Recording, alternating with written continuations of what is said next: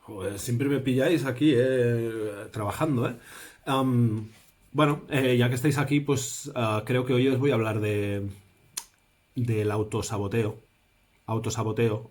¿Es autosaboteo o es autosabotaje? Sabotaje en las líneas del tren, el saboteo. Es autosabotaje, ¿no? Saboteo. Subbuteo.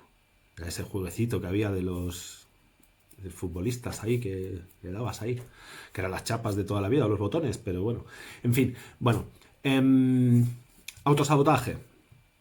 Autosabotaje es como hacerte putadas a ti mismo, básicamente. De una forma, bueno, depende de la persona, ¿no? Pero suele ser bastante sutil, lo suficiente como para que puedas seguir pensando que es una cuestión de mala suerte, que es el universo o el destino el que está diciéndote que por ahí no, que ese no es el camino. O sea que de alguna forma el ego humano, cuando tiene miedo a una situación que sobre todo tiene que ver con el cambio, la transformación profunda, como no hay nada que le asuste más que el cambio, porque el cerebro la mente, al ser básicamente un sistema de supervivencia, aquello que le preocupa es seguir estando vivo. Y hay una conclusión muy simple que hace, porque lo que hace es, el cerebro como sistema de supervivencia lo que es un pensamiento de baja resolución en realidad. Solo está pensando en términos de preservar el organismo físico y de responder ante cualquier cosa que esto piense que es una amenaza, con tres señales, que básicamente es hacerse el muerto, que traducido a nuestro mundo actual sería ignorar, hacer el ghosting, hacer como que eso no está pasando, no escuchar las emociones, tal, tal, tal, tal. Huir, que en nuestra realidad actual sería huir. Y la otra es atacar, que en nuestra realidad actual sería atacar. Es decir, que básicamente el miedo, este cerebro reptiliano que tenemos en el centro de nuestro cerebro, está únicamente ocupado de detectar amenazas y de inventarlas. Una vez nosotros tenemos un córtex prefrontal que puede imaginar cosas que todavía no han pasado, y por lo tanto ahora tenemos la capacidad, y de hecho estamos perdidos desde hace unos cuantos centenares o milenios de años, en una alucinación colectiva que es imaginar por un lado cosas que pueden pasar, basadas sobre todo en la experiencia colectiva, que incluye mucho dolor y sufrimiento, con lo cual inspiradas por dolor y sufrimiento tenemos imágenes de lo que puede pasar. Y entonces, ante esas imágenes, que no son realidades, nuestro cerebro reptiliano, nuestra amígdala creo que es, no soy doctor, pero creo que se llama amígdala, que es lo que hay aquí detrás, en el cerebro, aquí en la parte de abajo, aquí un poco en el medio, ¿no? Lo que hace es reaccionar ante esos estímulos con esas tres respuestas primarias que son las mismas con las que responde cualquier animal. Cualquier animal. Hacerse el muerto, huir o atacar. Entonces vemos que eso reduce nuestra capacidad de acción, reduce nuestra inspiración, nuestra claridad, elimina la creatividad. No hay creatividad, o sea, la cuestión es si te pego un puñetazo o si me voy corriendo. La cuestión no es si dialogo contigo, si nos entendemos, si negociamos. La cuestión no es si yo uso la creatividad para evitar que cuando vengan las inundaciones mi casa se vaya... No sé, me lo invento, ¿sabes? Pero al final puedes reaccionar ante una amenaza de forma automática, preprogramada, como si fueras un animalillo, o si tienes la capacidad de respirar y sentir como este animalillo que también somos se asusta y el cuerpo se contrae y entonces esto genera unas sensaciones y esto empieza a generar unos grupos de pensamientos y ahí estamos ya atrapados en el miedo, a menos que haya suficiente presencia, estemos respirando y lo estemos observando como esto pasa. No se trata de que esto no pase. Se trata de que a medida de que tú observas cómo sucede, ya no te pilla desprevenido, ya no estás bajo ese control absoluto del sistema de supervivencia. Evidentemente sí, en el caso de que venga un autobús hacia ti o venga un león hacia ti, pero no en el caso de que esas reacciones se estén dando por pensamientos, por ideas, de cosas que no han pasado, de cosas que no sabes, de cosas que podrían ser, de cosas que... ¿Sí? ¿Por qué explico todo esto? introducción ha sido esto, el miedo. O la respuesta automática, ¿no?, a un estímulo de real o supuesta amenaza. Explico todo esto porque cuando nosotros nos vemos en nuestra vida, voy a ponerlo en situaciones que todos os habéis encontrado, una gran oportunidad profesional que encaja con tus sueños, podríamos decir, con aquello que tú has envisionado que podría hacerte sentir realizado, pero que implica un salto al desconocido, implica hacer muchas cosas que no habías hecho, dejar de hacer muchas cosas que estabas acostumbrado a hacer, transformarte, depurarte, pulirte un poco como un diamante para poder estar a la altura de ese nuevo trabajo. Lo mismo con una persona. Llega una persona, sentimos una resonancia muy grande, sentimos cosas que no habíamos sentido quizás antes, nos sentimos de una forma muy unidos, ¿no?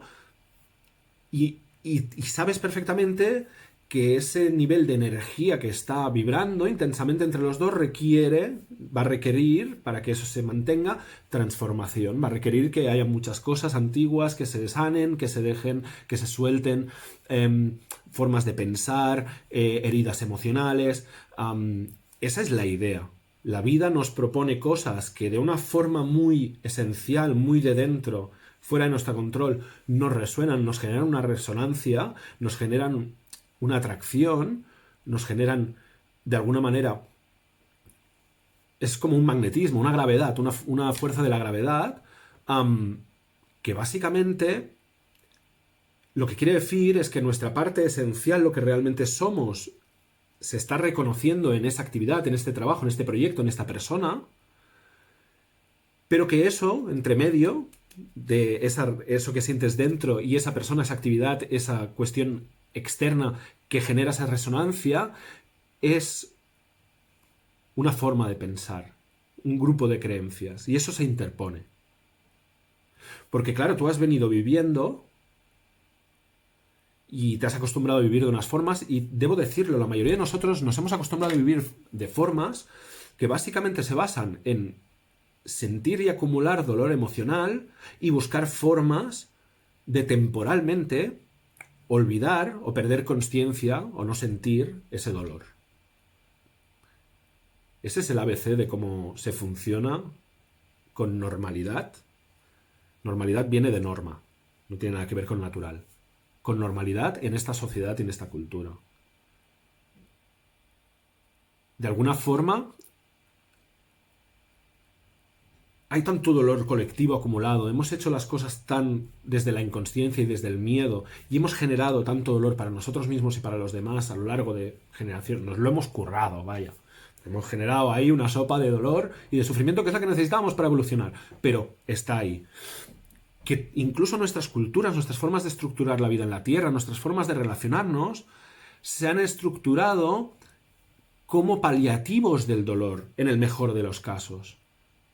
Nunca mirando hacia la felicidad, siempre mirando cómo puedo estar un poquito mejor de esto que duele tanto. Entonces,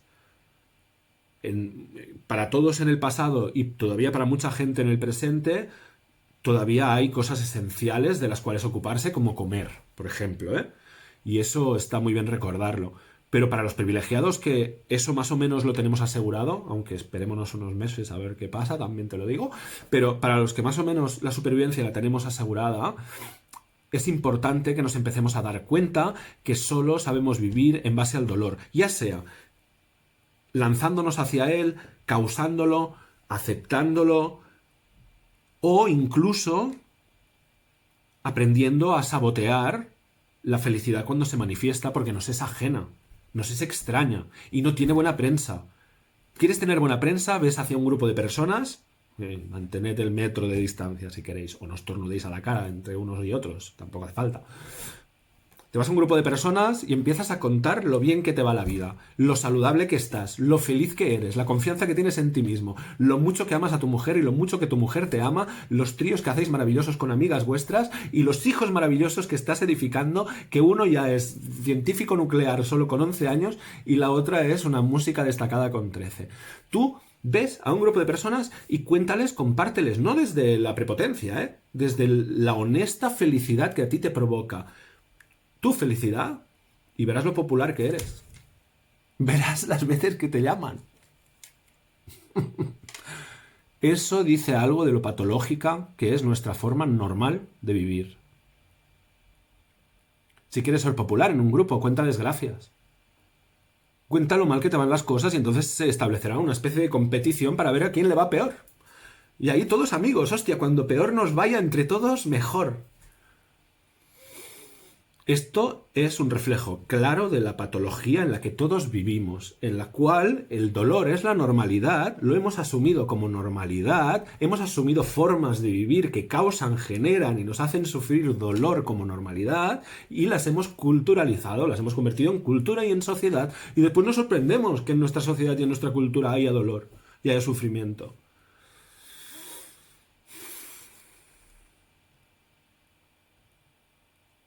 Entonces, ¿qué hacemos cuando aparece una posibilidad real de felicidad? ¿Qué hacemos cuando aparece alguien con quien realmente, de forma sencilla, el hecho de estar cerca, nos hace sentir como que la vida mola, que está guay? Y nos hace empezar a pensar en positivo, y nos hace incluso, vemos nuestro pasado tan gris, y lo vemos desde otro punto de vista, y decimos, hostia, pues si ha sido para llegar a sentirme de esta forma, igual ha valido la pena, ¿no? Y entonces, de repente, todo el peso que tenía tu vida, que la convertía en gris, se evapora. Y te sientes desnudo, te sientes desnuda. Te sientes desprotegido de repente porque resulta que esa resonancia natural de felicidad que te ha provocado este proyecto, esta idea, este sueño, esta persona que ha aparecido y que tú puedes, tienes la opción de transitar y vivir y experimentar y convertir en realidad, es una cosa muy rara. Y además, probablemente no tiene nada que ver con lo que vivieron tus padres ni tus amigos. Es decir, la mayoría de tus amigos están divorciados y la otra mitad. Y en la sociedad, quiero decir, ser una pareja que se ama y que vibra y que se desea y que co-crea y que tiene un proyecto conjunto y que crecen juntos y que les gusta gustarse y se gustan y se cuidan el uno al otro y cada uno a sí mismo. Eso no es popular. Eso genera envidias, genera magias negras, genera de todo. Y no lo digo en broma. Es decir, cuando dos personas de verdad se encuentran con una conexión genuina de alma, si esas dos personas son valientes como para abrirse a disfrutar de eso y no sabotearlo, eso no va a generar necesariamente popularidad, porque la mayoría de las personas no están dispuestas a creer que pueden ser felices si se lo toman como una responsabilidad personal. No como algo que la vida nos debe, sino como el resultado de aprender a hacer funcionar esto que has elegido ser.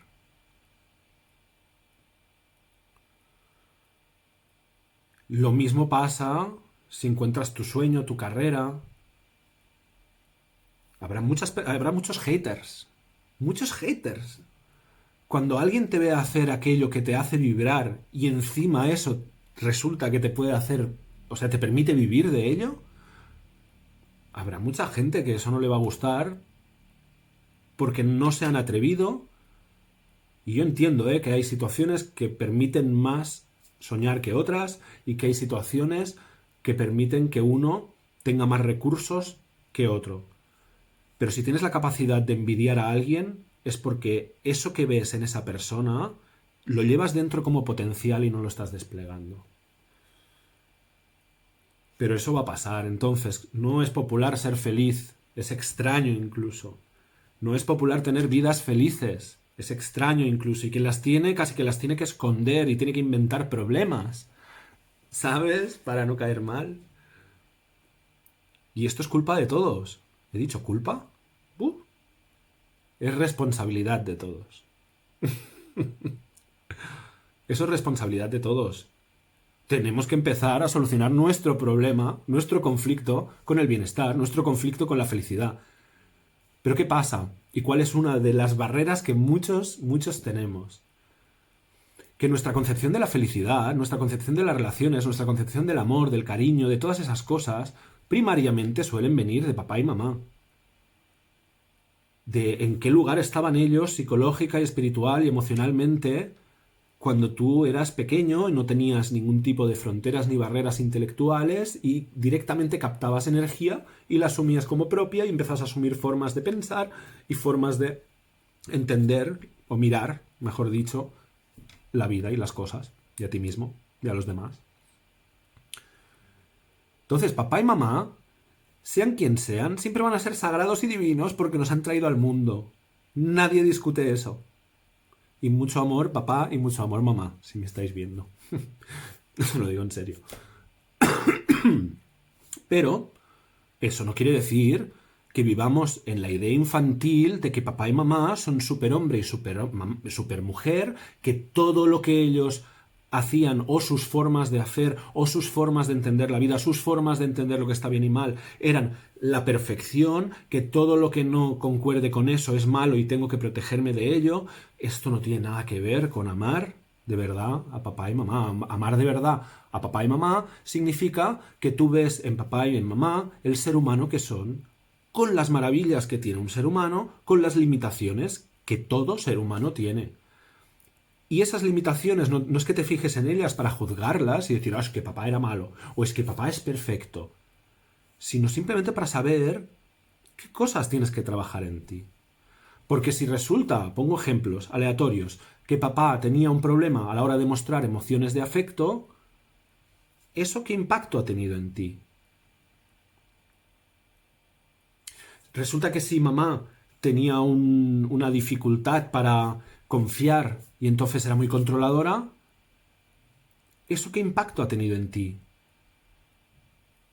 ¿Qué te ha hecho sentir a ti? Si alguien está muy encima tuyo, igual te transmite la sensación de que no se puede confiar en ti, que necesitas una supervisión, por ejemplo. Y entonces puede ser que estés siempre con personas controladoras, muy controladoras. O puede ser que te conviertas tú en la persona controladora y que asumas tú esa forma de hacer que mamá tenía contigo. Entonces, son ejemplos, ¿eh? Hay una variedad, una gama y cada uno tiene que encontrar cuáles son sus tendencias, de dónde vienen, no para culpar a nadie, no para hacer juicios a nadie. Como decía, um,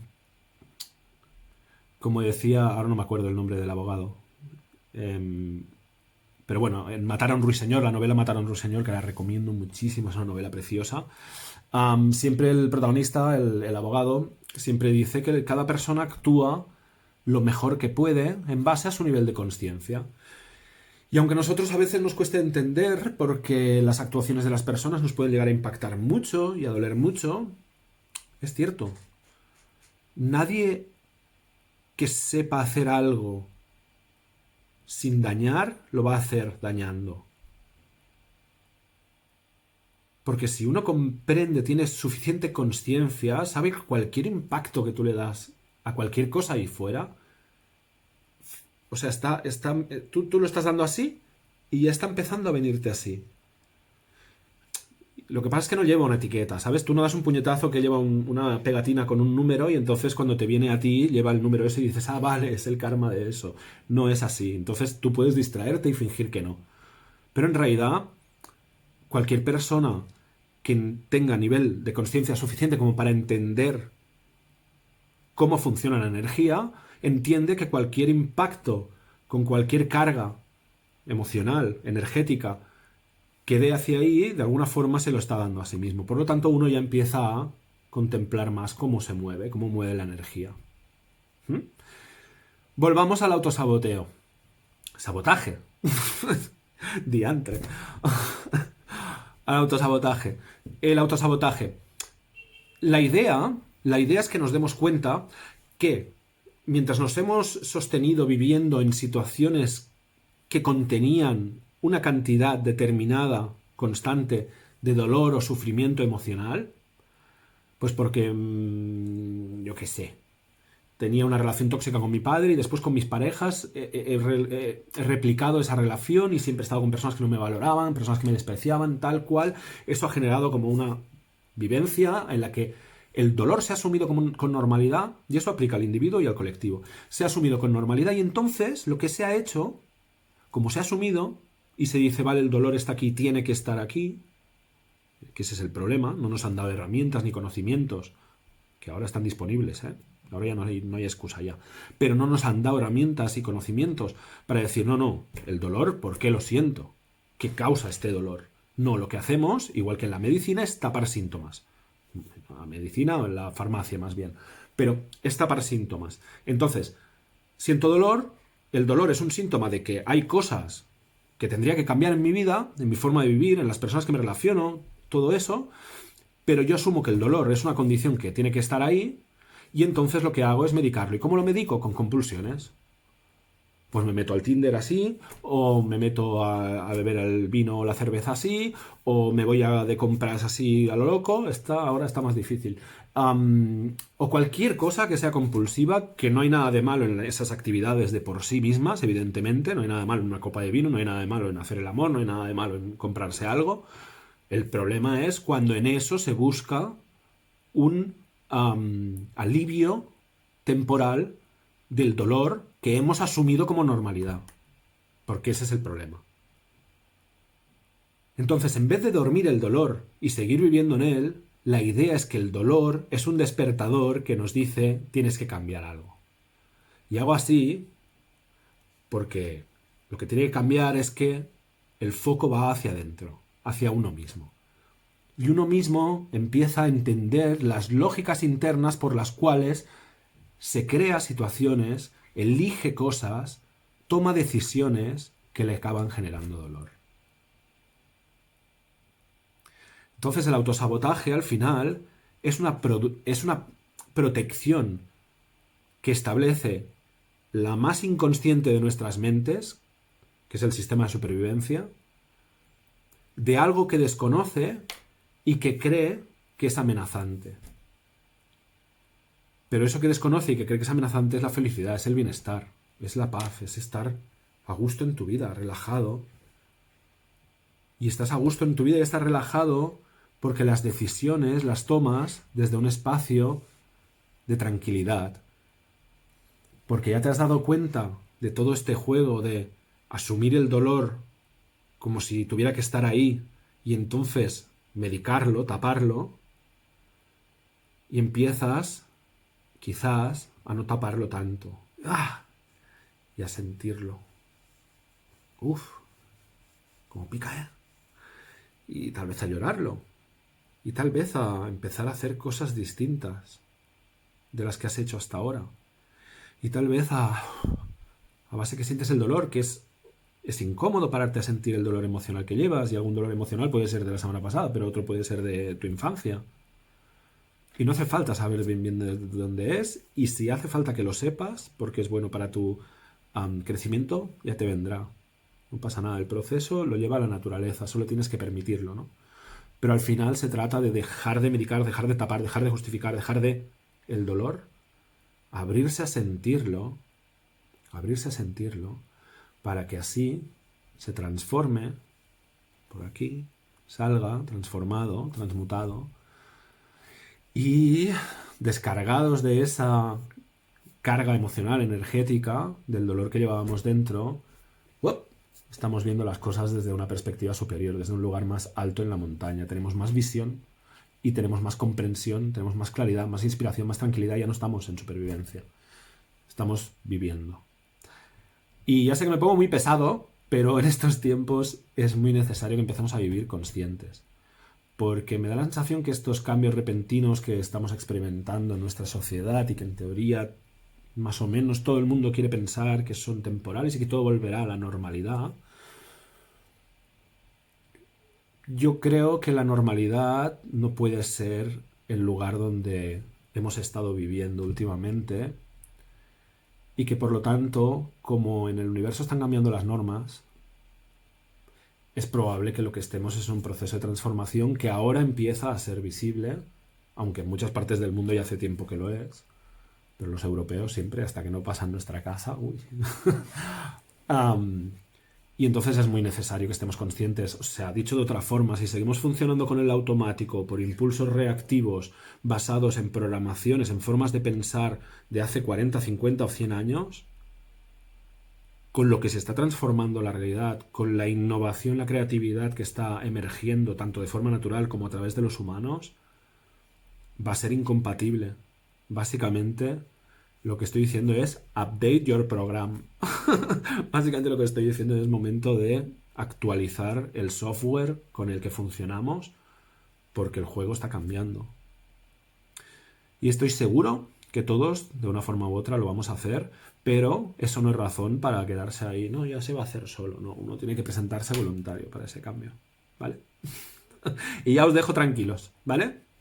Un abrazo, un beso y si os ha gustado este vídeo, compartidlo. Estoy subiéndolos en YouTube también, una playlist en la que cada día que suba vídeo también lo subiré ahí, por si sois masoquistas y queréis hacer como un visionado entero de horas de Rouge, vosotros mismos. Y nada, y mucho amor, mucha salud, mucha paz, mucha felicidad, mucha creatividad y hoy más que nunca mucha valentía, mucha valentía.